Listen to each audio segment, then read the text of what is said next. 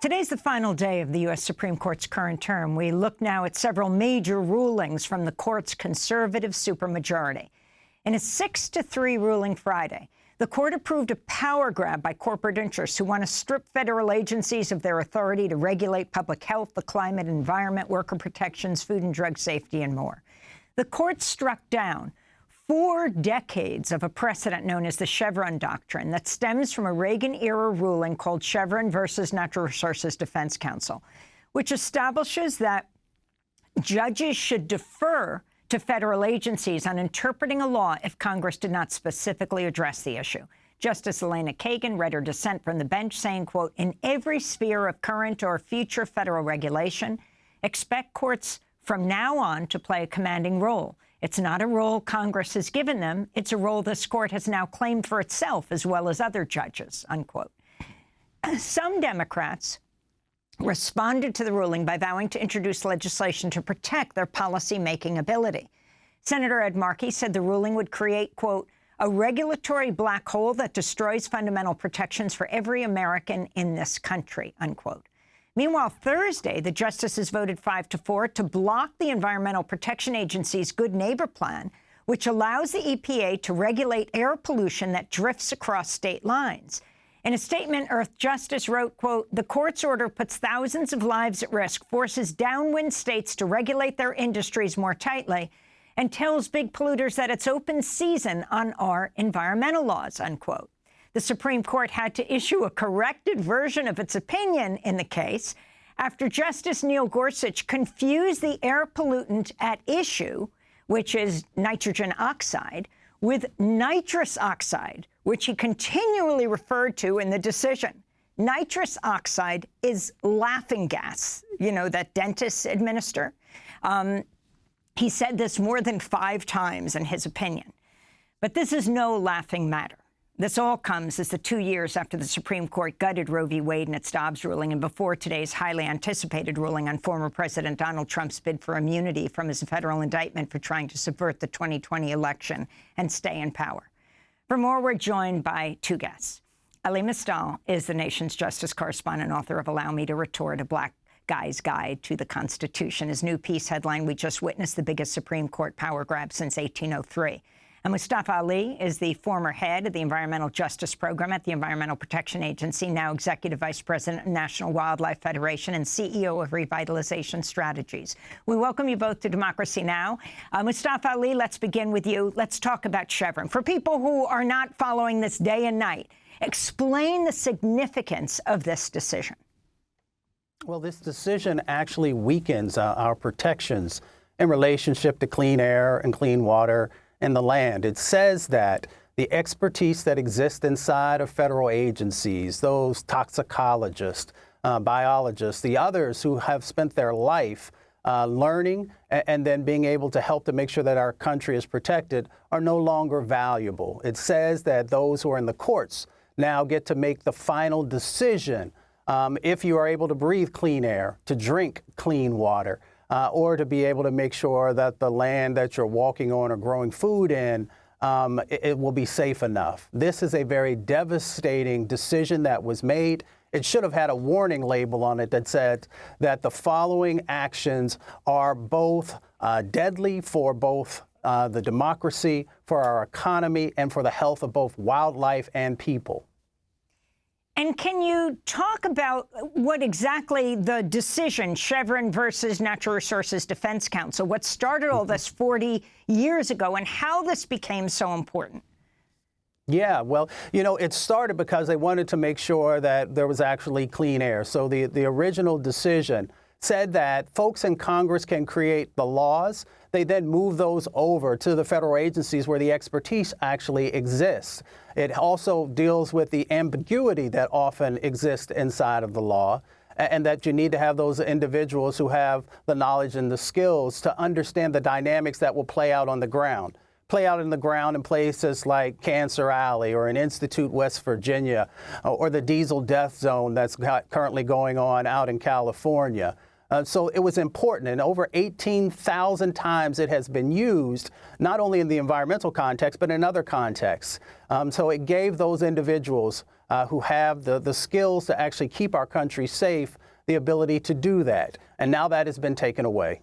How do you see this connected, and explain what Project 2025 is?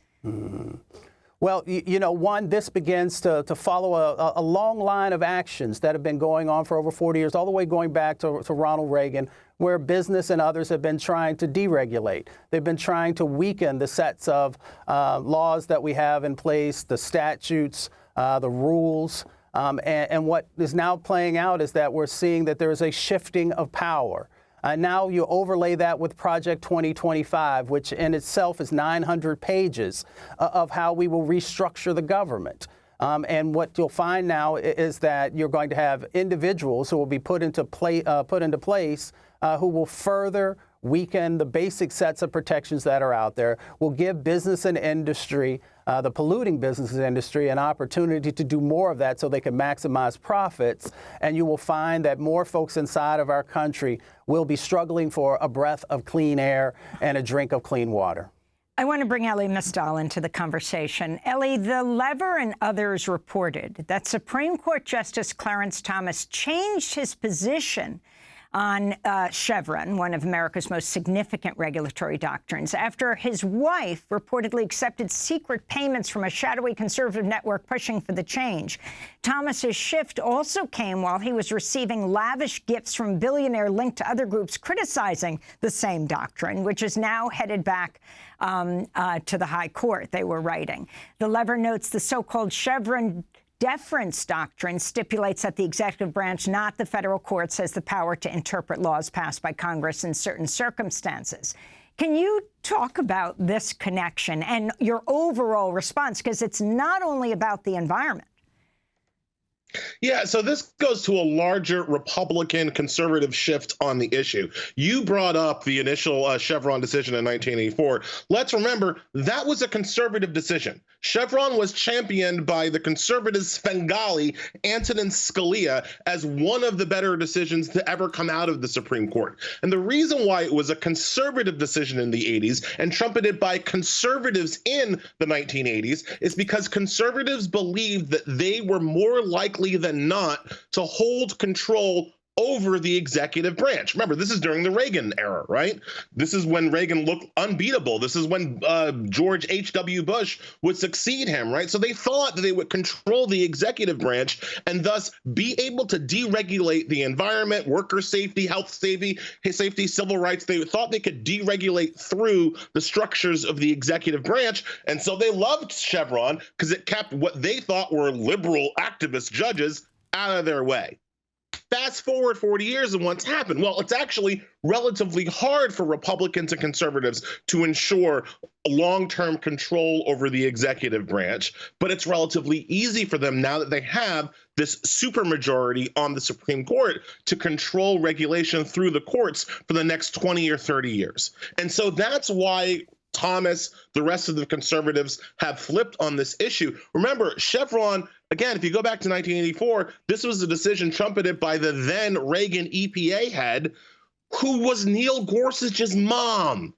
Right, so Neil Gorsuch's mom wanted Chevron in the 80s when she was in control of the executive branch. Now that Neil Gorsuch is one of the people in control of the Supreme Court, all of a sudden, no, they don't want Chevron anymore. They want the courts to have the say. And so to roll it all back together, and I agree with everything Mustafa has said, but you got to remember, when we're talking about a power grab, who is the power coming from? We know where it's going to. We know it's going to the conservative supermajority on the Supreme Court. But who is it coming from? Because a lot of conservatives and Republicans are trying to gaslight people and tell them, well, we're just taking power from unelected bureaucrats at the EPA and giving it to unelected bureaucrats on the Supreme Court.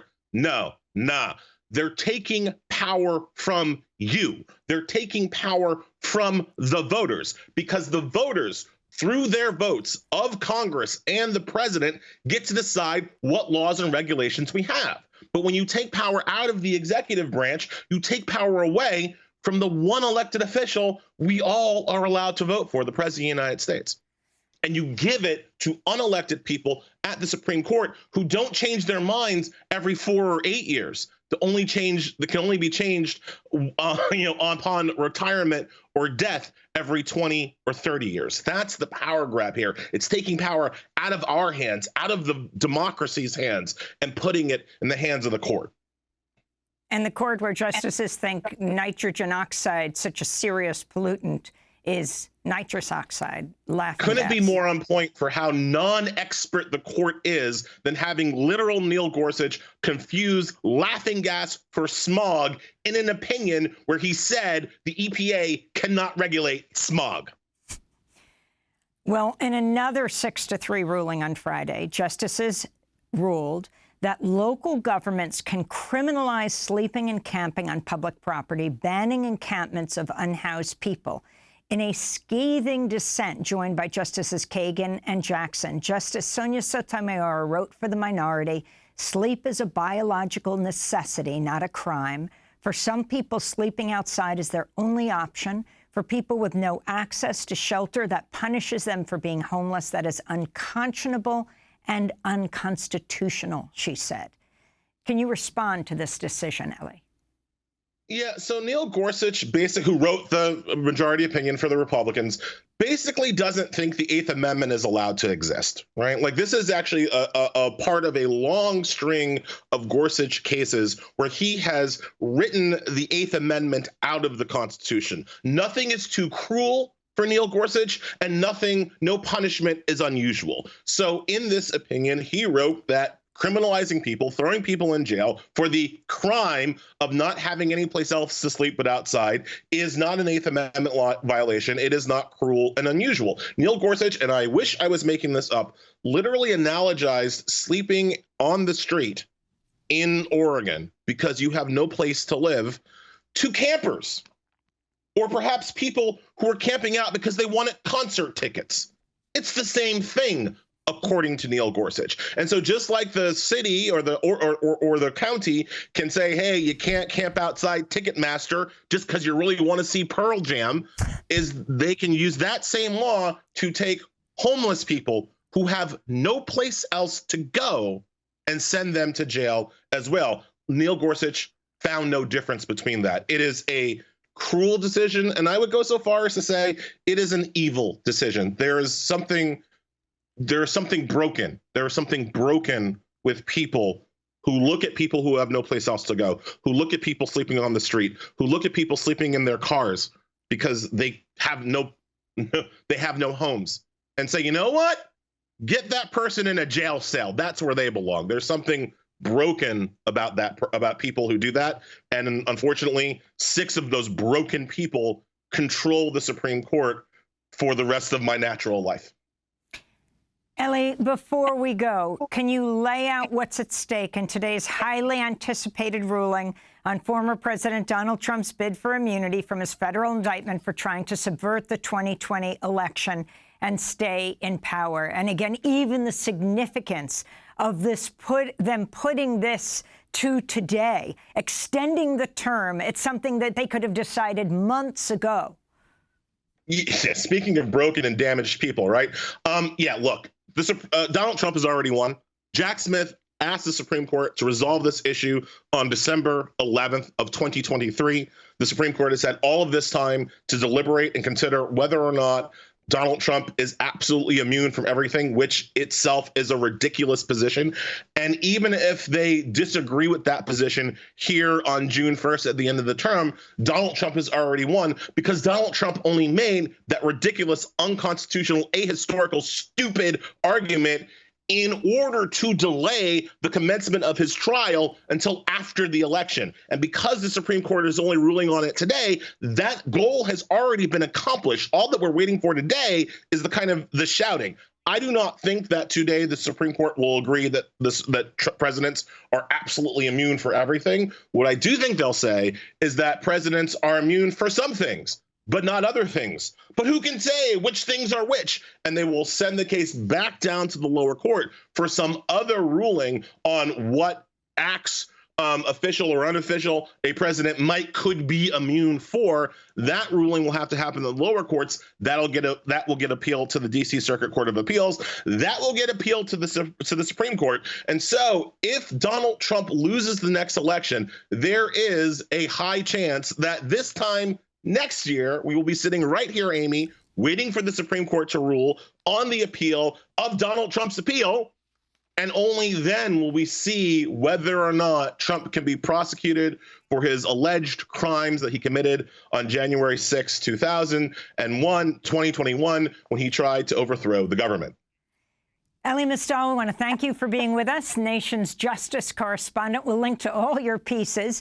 He's the author of Allow Me to Retort, a Black Guy's Guide to the Constitution. We also want to thank Mustafa Ali, former head of the Environmental Justice Program at the Environmental Protection Agency, now Executive Vice President, National Wildlife Federation, and CEO of Revitalization Strategies. Next up, how the publisher of the Washington Post allegedly helped cover up a scandal. That's the headline of our guest's latest piece. We'll also talk about the Biden-Trump debate fallout. Stay with us.